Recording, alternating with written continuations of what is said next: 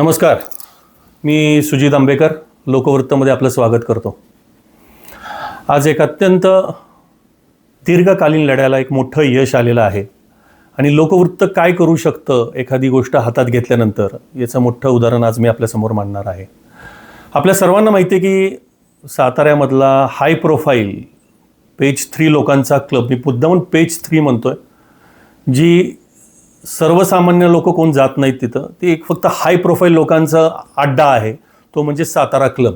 मी आवर्जून सांगतो, ज्या सातारा क्लबचे मेंबर्स आहेत त्यांनी ही गोष्ट आवर्जून ऐकावी. मी काय म्हणणार आहे याच्या पुढं आपल्याला भरपूर गोष्टी कळतील. तर हा सातारा क्लब हा अनाधिकृत आहे हे वारंवार लोकवृत्त गेले 20 वर्षापासून सांगत होतं. अनाधिकृत असल्याची पुरावेही अनेक वेळा मांडले गेले, परंतु त्याला यश आलं नाही. लोकवृत्तच्या लढ्यामध्ये सातारा क्लबचे सदस्य असलेले श्री फरांदे साहेब आणि जे काही काळ सदस्य होते त्या क्लबच्यामध्ये, आणि त्याची अनियमितता म्हणता येईल आपल्याला, ती वारंवार जनतेसमोर मांडत होते. असे ॲडव्होकेट विकास पाटील शिरगावकर हे आपल्या स्टुडिओमध्ये आलेले आहेत. आणि नेमका आज या घटनेला मूर्तरूप कसा मिळाला आहे, काय मिळालं आणि काय घटना घडलेली आहे सातारा क्लबच्या बाबतीत, ही मी न सांगता ॲडव्होकेट शिरगावकर सांगतील. सर, मी स्वागत करतो आपलं लोकवृत्तमध्ये. प्रथमतः तुमचं अभिनंदन. फरांदे साहेब इथं स्टुडिओमध्येच बसलेले आहेत, समोर आहेत माझ्या, त्यांचंही मी अभिनंदन करतो.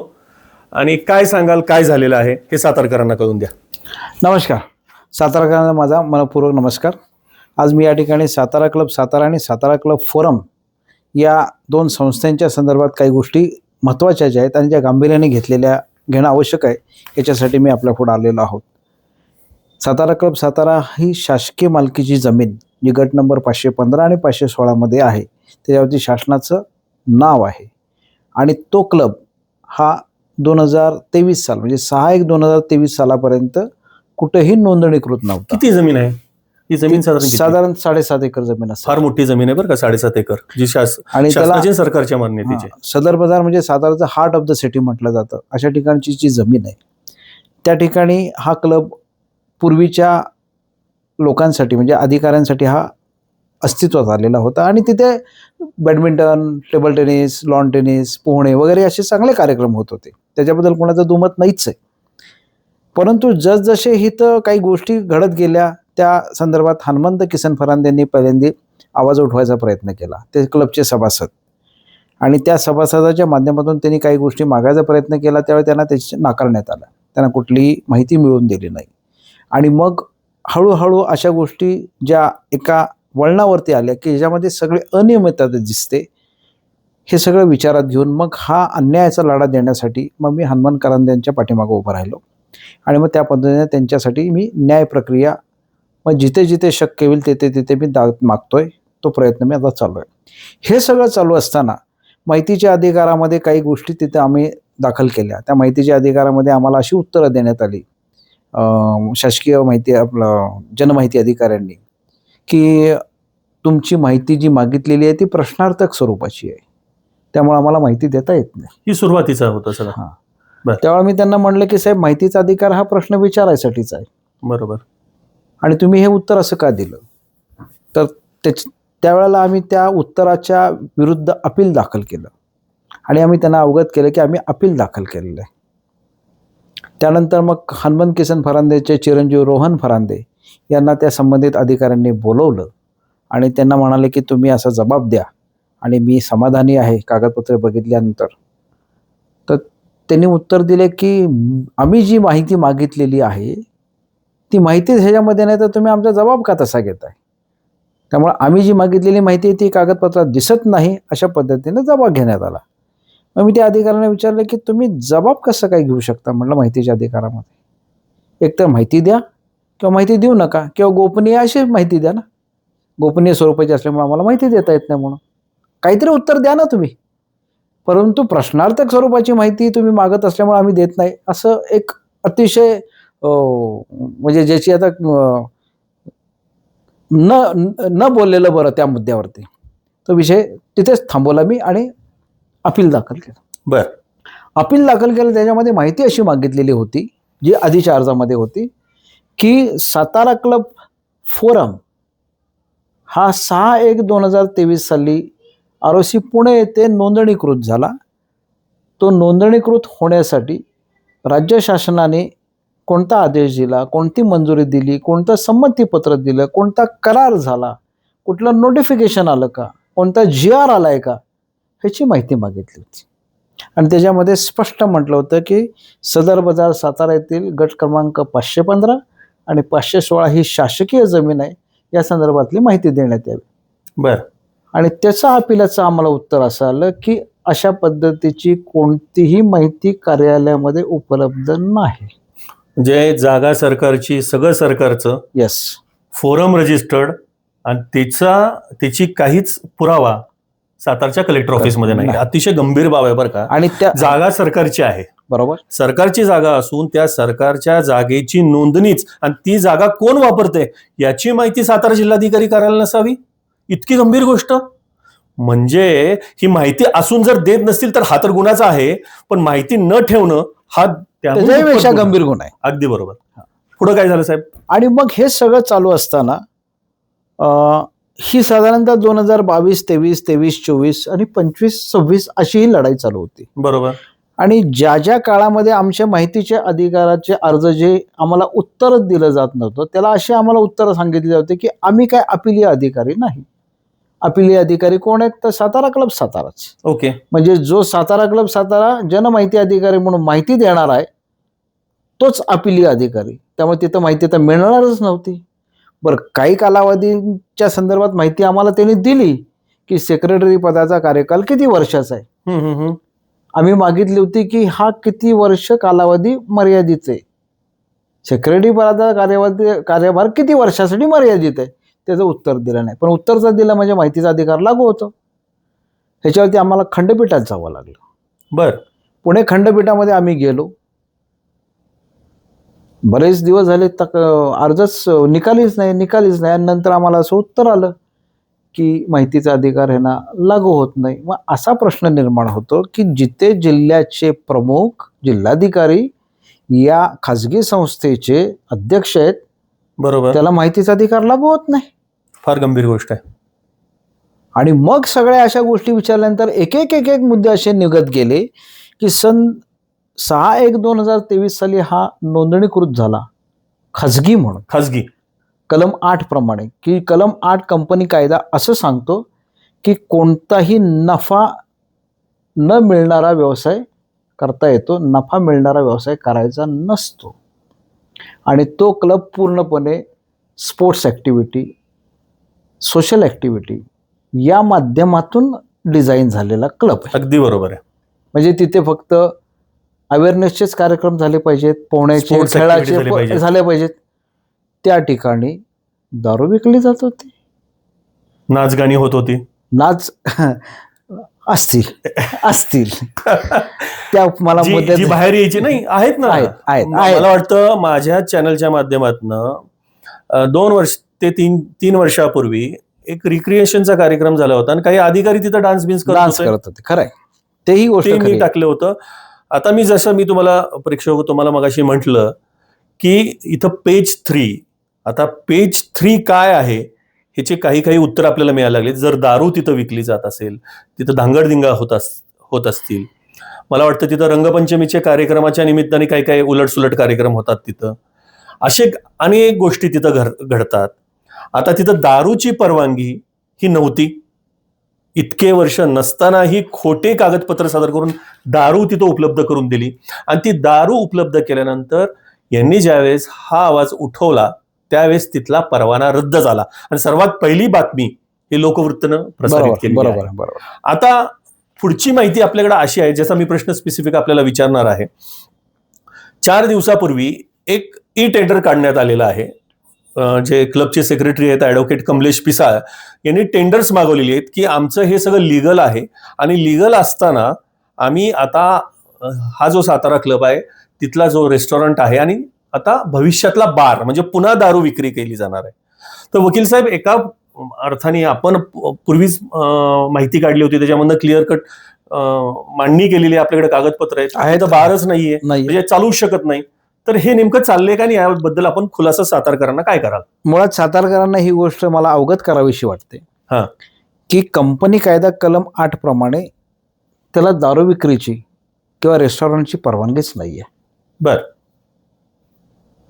अशा वेळेला सातारा क्लब्स फोरम हा अस्तित्वात आल्याच्या तारखेपासून तिथे जी दारू विक्री केली जात होती ना, ती सातारा क्लब सातारा ह्या अनोंदणीकृत असलेल्या संस्थेच्या नावाने विक्री जात होती. अच्छा.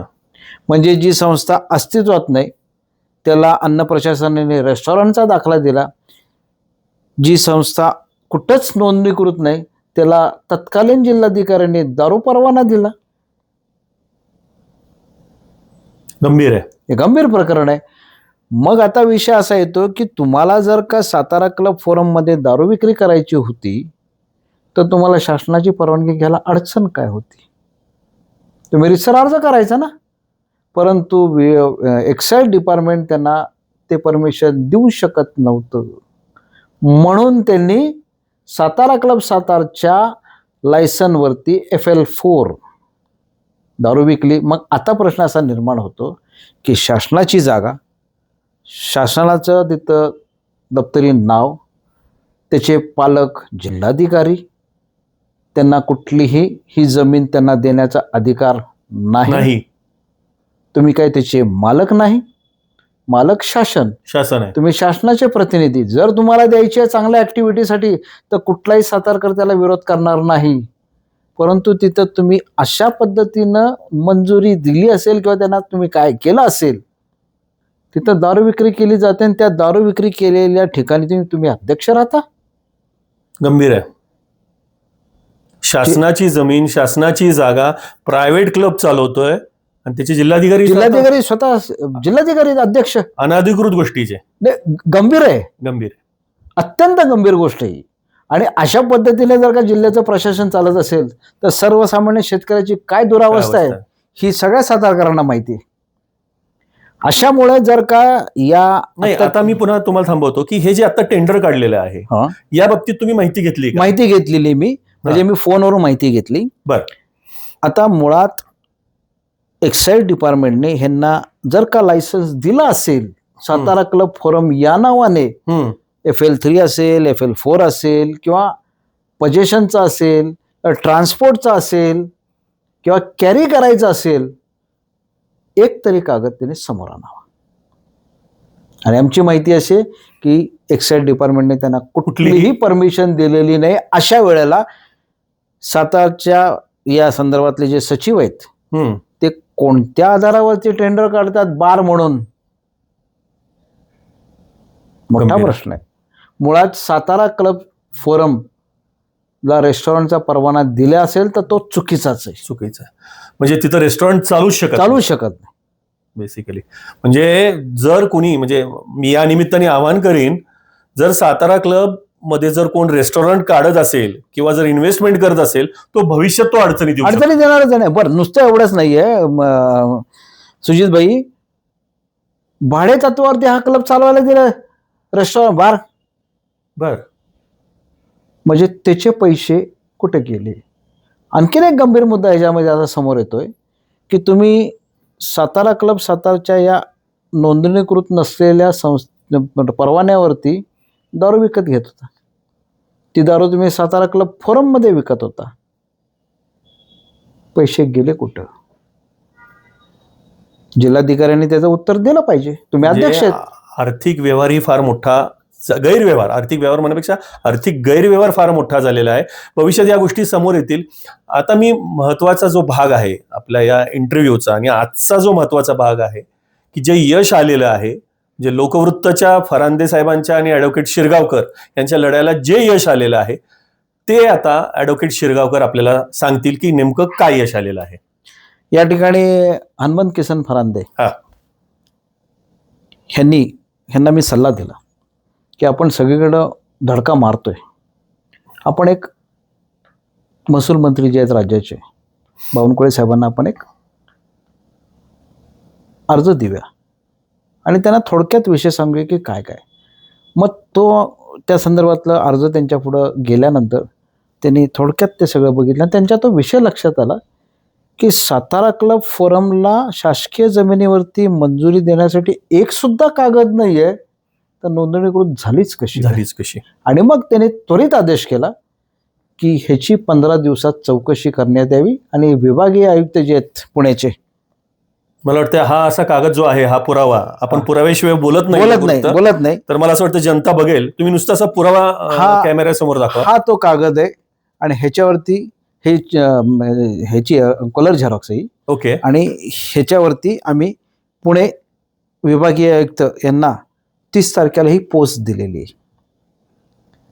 आता मुद्दा असा निर्माण होतो की ज्या वेळेला राज्याचे महसूल मंत्री ह्या विषयात लक्ष घालतात म्हणजे निश्चित गंभीर प्रकरण आहे. मला जरा बघू, म्हणजे माझ्या प्रेक्षकांना मी जरा माझ्या शब्दात सांगेन, हे अतिशय महत्वाचं डॉक्युमेंट आहे जे सातारा क्लबच्या विरोधातलं एक महत्वाचा पुरावा येणाऱ्या काळात ठरणार आहे. याच्यामध्ये थेट राज्याचे महसूल मंत्री श्री बावनकुळे साहेबांनी चौकशीचे आदेश दिलेले आहेत आणि साधे सुधे चौकशीचे आदेश नाहीत बरं का. हे चौकशीच्या आदेशामध्ये स्पष्टपणे म्हटलेले आहेत की कमिशनर म्हणजे विभागीय आयुक्त ज्या आहेत आता शीतल मॅडम आहेत, त्यांनी स्वतः या संपूर्ण प्रकरणाची चौकशी करायची आहे आणि ही चौकशीला लिमिट दिलेलं आहे. मी यावरून सांगेन फक्त केवळ 15 दिवसाच्या आत सातारच्या जिल्हाधिकाऱ्यांनी जो हा सातारा क्लब, हा जो अनधिकृत पेज 3 लोकांच्या, साताऱ्यातील हाय प्रोफाईल लोकांचा जो क्लब आहे, या बाबतीतला वस्तुनिष्ठ अहवाल, वस्तुनिष्ठ मी मुद्दामून म्हणेल, कारण का एका बाजूला सातारच्या जिल्हाधिकाऱ्यांनी माहितीच्या अधिकारामध्ये सातारा क्लबला कुठलीही परवानगी नाही, सातारा क्लबला नोंदणी नाही, सातारा क्लब फोरमचे आमच्याकडं कुठलेही डॉक्युमेंट्स नाही, असं माहिती अधिकारामध्ये सांगितलेलं आहे. मात्र आता त्यांच्यावरती ही फार महत्वाची वेळ येऊन ठेपलेली आहे की 15 दिवसाच्या आत त्यांना सातारा क्लब मधला सगळा अहवाल, म्हणजे जेव्हापासून सातारा क्लब सुरू झाला, कसा सुरू झाला, कोण अध्यक्ष, कोण उपाध्यक्ष, नंतर कसा बदल झाला, कशा पद्धतीने बदल झाला, कुणी टेक ओव्हर केला, कसा काय भ्रष्टाचार झाला, याचा सगळा अहवाल आता विभागीय आयुक्तांना दिला जाणार आहे. माझ्या माहितीप्रमाणे आपल्या ज्या पुण्याच्या विभागीय आयुक्त्या आहेत शीतल जानवे तेली, त्या अतिशय कर्तव्यनिष्ठ आणि अतिशय स्ट्रेट फॉरवर्ड ऑफिसर आहेत. मला वाटतं फरांदे साहेबांच्या, शिरगावकर साहेबांच्या आणि लोकवृत्त जे आजपर्यंत सातारा क्लबच्या बाबतीमध्ये जे काही मांडत आलेलं आहे त्याला नक्की यश मिळेल. आपण आता वाट बघूया 15 दिवसात हा अहवाल कसा जातोय, कशा पद्धतीने अहवाल सादर केला जातो ह्याच्याकडे पूर्ण, मी आधीही सांगितलं, या सर्व प्रकरणामध्ये जोपर्यंत श्री फरांदे यांना या प्रकरणामध्ये न्याय मिळत नाही तोपर्यंत लोकवृत्त हे ठामपणे त्यांच्या पाठीशी उभं राहणार आहे आणि सातारा क्लबचे जे काही चुकीच्या गोष्टी आहेत त्या जनतेसमोर आम्ही मांडत राहू. तुर्तास मी इथं थांबतो. धन्यवाद.